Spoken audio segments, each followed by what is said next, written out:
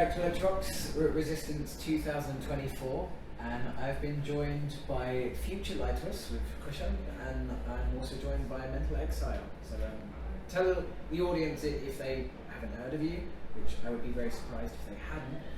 Who are you? What do you do? What do you do? Yeah, so I'm Krischan, I'm part of Future Lighthouse and a bunch of other random bands. We are usually three people, including Vasi, but he's preparing for his show with Frozen Plasma on this beautiful Resistance 24 festival, so he can't be around. So the both of us are representing the three of us.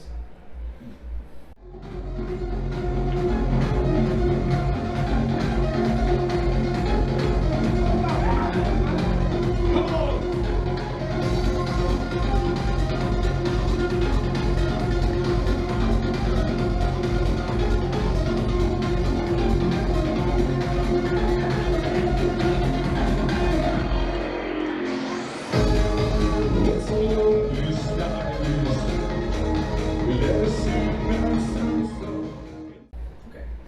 And when it comes to your career, what's the most important part of creating music for you both? Well, it's a good question. The most important thing of creating music. I think that it's something like to breathe for us. It's something like you need to do. It's like a therapy for your own routine, for your own shit, you know. It's like a kind of express yourself. For me, it's like a therapy, let's say. Yeah, it's something a little bit curious, but something it can be totally depressive, totally horrible, and sometimes it's something so wonderful and so special that it's a, I don't know, it's something really fucking cool. Yeah, what do you think? I pretty soon realized that I really, and that's totally independent from genres or something, I just really like the process of creating music in a way. So I started off as whatever, as a classic, I was a classic drummer in jazz bands or whatever in the mid-80s, and made my way through whatever techno house and some black music stuff before entering the goth scene maybe. And it's always kind of this creating stuff, getting in a zone, and just feel like it's evolving and it slightly gets out of your own control. So it does get a certain kind of its own life, what you are doing. And of course it does have this therapeutical aspects in it, but that's part of what you put into it, and it kind of, what you do talks back to you in a way. So if you're in that zone space, so part of it, of course, it does have a designed aspect or whatever, functionality or whatever.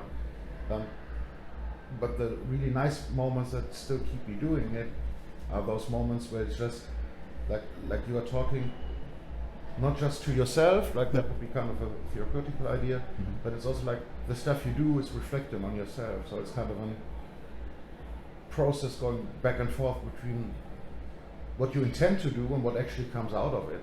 Yeah. And that's something I always find kind of fascinating, that stuff I started to just unfold by itself. So I've got a nice, I would call alchemistic idea. So there are magic people that just create something out of nothing. So like whatever, mostly people playing piano or guitar, something like songwriters or so. For me it's always been like a thing, I start with something that is there, then put something from myself in, and then it somehow blends and magically unfolds into something kind of different. And I always like that kind of working style in a way.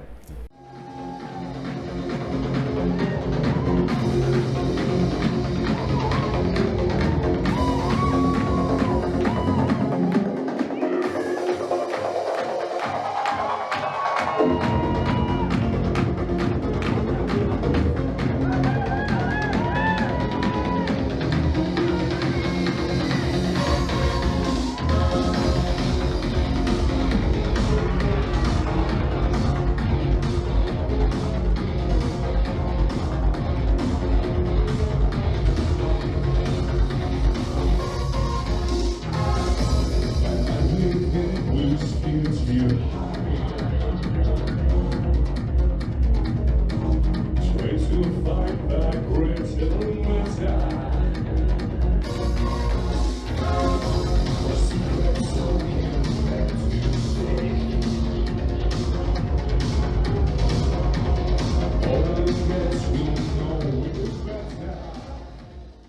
that the most beautiful part of this is that for every person is a different process, you know, and I think that this is the beautiful part of creating some kind of some music or another kind of art in general. So. Yeah, and then it even gets better something if you work together with people, not even in the same space at the same time, but then it gets another level of communication between the music, the two people, and even sometimes like the band in itself. Like a band gets an all kind of character through time. Yeah. So it's all in itself is a very social and collaborative process, even if you're doing it on your own. You know, it does have that quality of being empathic about the stuff you do and how it's reflecting to yourself. It's a nice thing. Yeah, really nice. And how different is your music now from when you first started? Totally different, because I started to make music 20 years ago. Oh, you're much younger than I am. A little bit, a little bit. But it was totally different, because I came from the gothic rock, post-punk scene. The beginning was more darker and more depressive than now, because now I am totally summer vibes, you know, something You're more... so more extrovert now. Yeah, I think it's something more positive. General, positive. I'm older too, you know? It's a little bit different. It's a weird now. thing, you get older, more positive. Yeah, right. It sounds kind of weird. Right.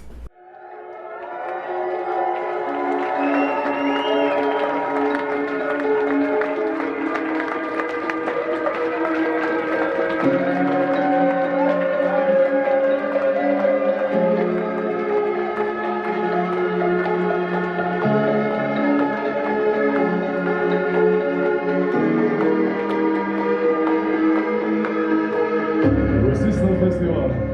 It was incredibly amazing with you all. Thank you very much. We are future light to us. And we hope to see you soon again. Thank you very much.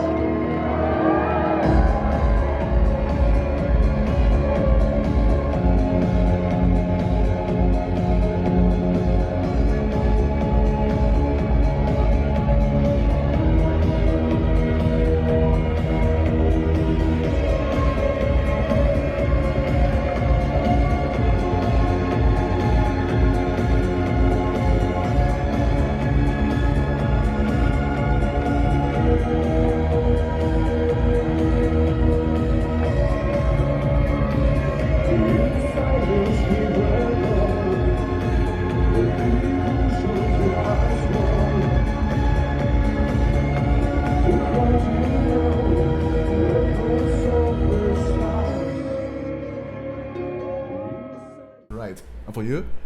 Yeah, I hopefully started off in electronic music when it emerged. So, because I found it kind of interesting to have kind of an anti-music idea. So that's how techno in an idea started. That it was not related to stages and stuff like that. So it was about someone in the corner just laying out a carpet, musical device to let a dance floor deal with itself. Yeah. So it's not like whatever the typical stage situation, or even that I'm part of it. Yeah. I still not super like it, because it got some of an authoritarian character to it. So like really in front of a class, not like technically teaching, but everyone is kind of facing you, so there's a bit of an expectation, and you got control of the situation. So you're louder, you got a microphone, all that shit. So I started off on this other side, which was about not having that. Yeah, right. And I still like it in a way. So I still love that idea. So obviously what I do nowadays, it's totally different from that, but that's not kind of a DJ thing. So I still keep kind of DJ ideas in the musical thing, but as I'm now a lot more, not just a DJ, but more whatever, music producer, live sound engineer, all that kind of shit. It's a different perspective, obviously. But I'm always not like the front runner in a show. Yeah. So I get people like Dama or Rascal and Waters or something who are totally born for this position. I'm just there in the back, still be there to give them their carpet, to do their stuff on. You know. Right. Okay. And what moment made you realise that this was sort of the music that you wanted to make now? the both of you? Wow, I don't know. I think that it's just a lot of years, you know, of evolution, and you know, people change, everything change, and you find new things, new interests, and these kind of things. And for example, I started with gothic rock, and now I'm more into synthwave, new disco, funky music. And Oh, you would do the other way around. yeah, I don't know. It's something like it's like an evolution. I think it's a normal evolution in the life of every person. Yeah, and it's about curiosity, of course. Yeah. So I don't know. I actually more or less stumbled into this gothic electronic music by accident, more or less, because knowing Rascal was a thing, and I've known for pretty long, since 1992. And I wouldn't even say like I distinctively went into wanting to do that kind of music. So I'm kind of generally want to do music. So I'm still not accepting that strict form of scene-bound boundaries. But maybe I like the scene a lot. Yeah. But I don't like the aesthetic boundaries sometimes coming with it. So Yeah. so it's a bit like a band like Future Lighthouse. Okay, that's a fairly new band with not a lot of release material. So the band in itself doesn't have kind of a strong bounded character or handwriting to it. Right. It does have a bit, but other bands, whatever, we do have kind of a body of work which kind of limits what they are in a way. That's something I'm always more like try to expand a bit, just to open up aesthetical rooms. So I even would describe myself not even as a proper goth person, but I'm kind of a subcultural activist. So I love subcultures in a way. So that even makes it up to it's not the music I would specifically say, I just want to do that kind of music. So, but I would say, I just want to do electronic music, because it does have a different kind of soul for me that kind of sticks to me in a way.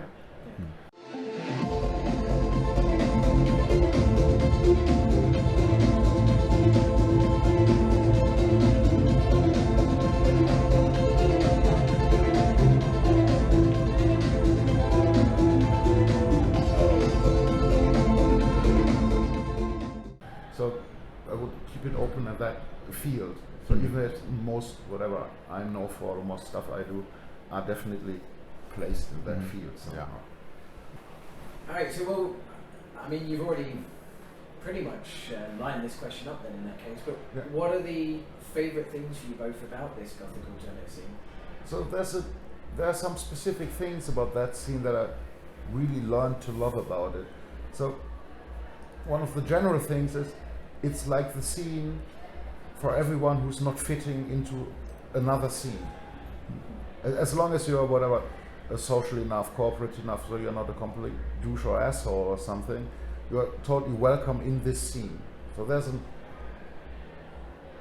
like a low barrier to jump to get into it. There are obviously some whatever Cody says about colors and all that shit, but it's a fairly open-minded scene in a way.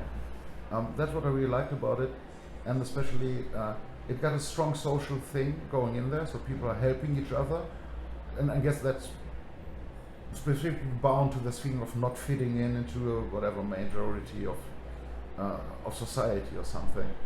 So it's really kind of a little social cosmos that exists in itself with an identity like we are not one.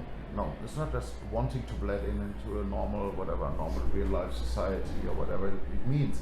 But it's like, okay, you're welcome here, so you're part of this. So here's some warmth and some love and some welcomeness. And that's something that's pretty specific about the Gothic scene, especially in the UK and in the US. So from my experience.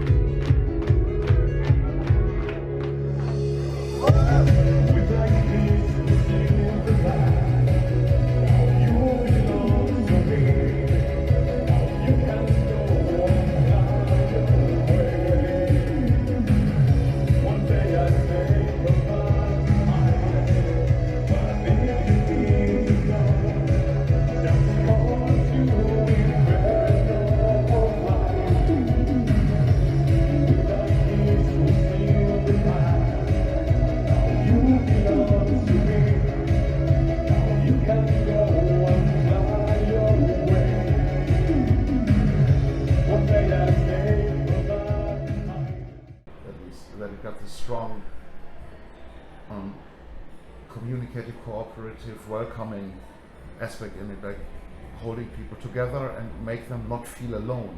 That's kind of a specific thing about it. So you might be even welcomed if you are kind of a super introvert and someone who likes to be alone, but then you are alone but not lonesome, which is kind of a very important distinction to make here. It's like a big family or something like that. It's just something more. Yeah, but without the formal aspect. Right. So you don't need to go to the random birthday parties. Yeah. It's like I always say about our scene. It's sort of like everyone trusts and knows each other, and like even if you don't know someone, because they're in this scene, you can just walk up to them and talk to them. You'll be fine.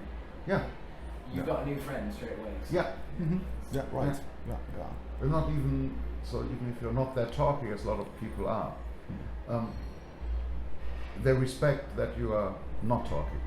So introverts are expected of what they are, and they are welcomed as what they are.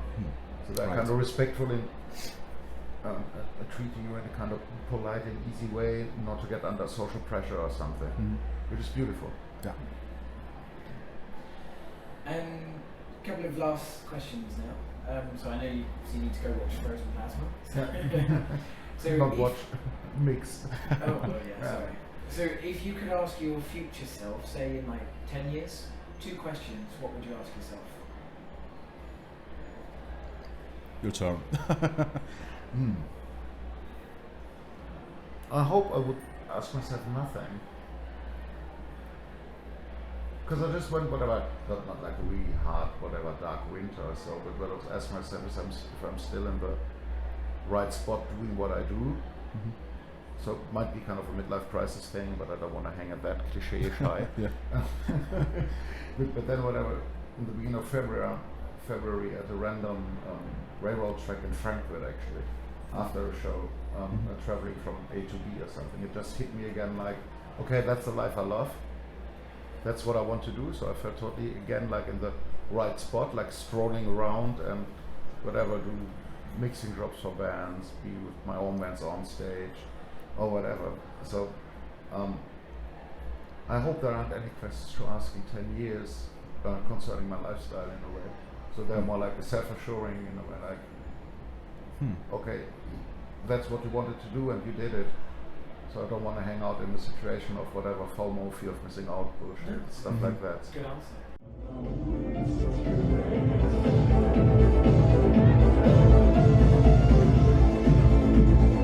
Let me see the light. Let me be myself. Not far from you.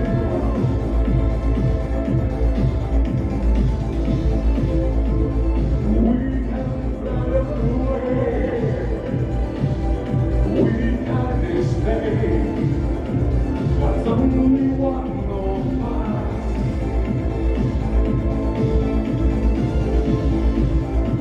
Let me see the light. Let me be myself. But far from you.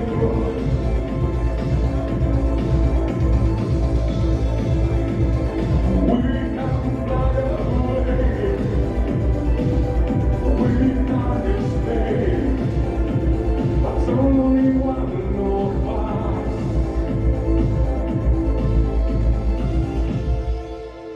Thank you very much. So Yourself? Yeah, continues. I just want to keep going with what I am doing, and of course I want more. yeah, Of course, always, no. So it's like I don't know the name in English. So when you want to go to that place and you have to go to that place, you know, and it's a kind of a dedication. yeah, thing. dedication and till now everything is working really well, and I just want that all the things continue this way, but with more, so bigger, something Yeah. bigger, you know, something like that. But yeah, I think so. Yeah, because you're a front guy. Yeah, You want more and that's the bigger. reason why. Because I would say so. I want to go deeper. Yeah, You know, no, like I want to go get more bigger. into it, understand more of it, whatever. Yeah. So get closer to the whatever And Yeah. aesthetical core I have or something. just quickly, whilst it popped into my mind, my good friend Linda put up status after watching your band, Mental Exile, saying that she thinks you're her new favourite band. So yeah, well done. It's nice. Right. She's the queen of all my sins. She's my dark side of the moon. When I have to run, just run away. Like the calm before the storm, she was my paradise. And when it's just don't need to give, the definition has surprise. Sometimes too high to praise. So two final questions then with the time constraints. So firstly, what was the most memorably fun night that you've both had performing? The fun night. Like together? No, so it can be individually, just like, all together. Wow, there is a lot of funny moments. There are a lot of fun moments, but I don't know which one impressed me most. There are a Wow. bunch of impressive stuff. So Funny we recently moments. played Gothic Cruise with Rotterdam, so Oh yeah. that's Wow. kind of obviously a super special setting, and, of course, and against everything on a rational level, for a good reason you can say about against cruise ships, of course, apart from ecological, even of social, snobbish aspects and all that shit. It still was a super remarkable experience being around like 200 American Goths, which were kind of a group travel on a ship of 4,000 something normal American people around them. And that was super remarkable to play for those people. That was definitely one of the most remarkable experiences playing a show. But it's kind of fresh, it's not a month ago, so. Yeah.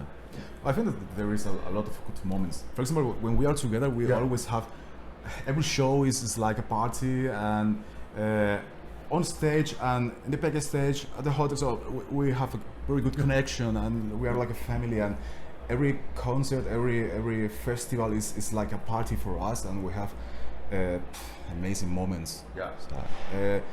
For example, 2 days ago I was on a stage here with Mental Exile, and Krischan was the sound designer. Yeah. So we work like a family all together, and now Basi will be on a stage and you will be again on the desk, and we have party all the time. Yeah. So parties, oh.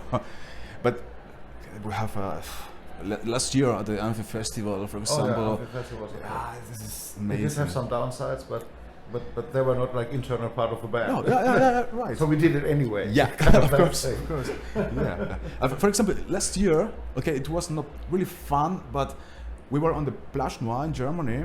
Oh yeah, that was fun actually. Yeah, but I was playing with Mental Exile, and 3 hours later, I was on stage again with Future Light to Us. Yeah, because another band pulled out or something, Yeah. and we were all there by accident, more or less. Yeah, So yeah, so we just jumped in like in 4 hours time beforehand. So yeah. that was kind of exceptional because nobody knew we would play. Yeah. Of course, and we are not kind of a major band or Yeah. something. So it was like a mid-size, whatever. Yeah, right. Halfway upcoming because you're young enough to call Yeah. you upcoming. Upcoming project band thing. Yeah. It was fun. But that was remarkable. Yeah. But I was sick. I was really, really sick, and it was finally horrible. Yeah. It was really, really crazy. But our experiences, this is good moments. And then just lastly, do you have anything you'd like to say to your fans? That's your thing. You're Sure. the singer. So, what I have to say, I only can say thank you for all the support. Yeah. So, since 2 years, I am the new singer of Future Light to Us, and from that moment till now, the support is crazy. It is. So it's amazing. Yeah. And with all our projects, we only can say thanks for all. It's always been kind of a warm, euphoric welcome in a way. Yeah. So, yeah, and I wouldn't just put it whatever on us being somehow okay-ish or so. Mm-hmm. So it's also like a welcoming culture thing that Yeah. people are willingly accepting stuff we do. Yeah. So I know it's sometimes a bit eclectic what we do nowadays. Yeah. But they're still very supportive, especially if an old singer, whatever, people are used to drops out of a band, and then a new guy comes in. Yeah. That's usually kind of a weird thing for people supporting a band. So I guess that went transition and surprisingly smooth. Yeah. And that's kind of Right. beautiful to experience. Yeah. It's kind of Good. really nice. Yeah. However, I have a job to do. Yeah, we have to go. Thank you very much. Thank you very much. Thank you very much.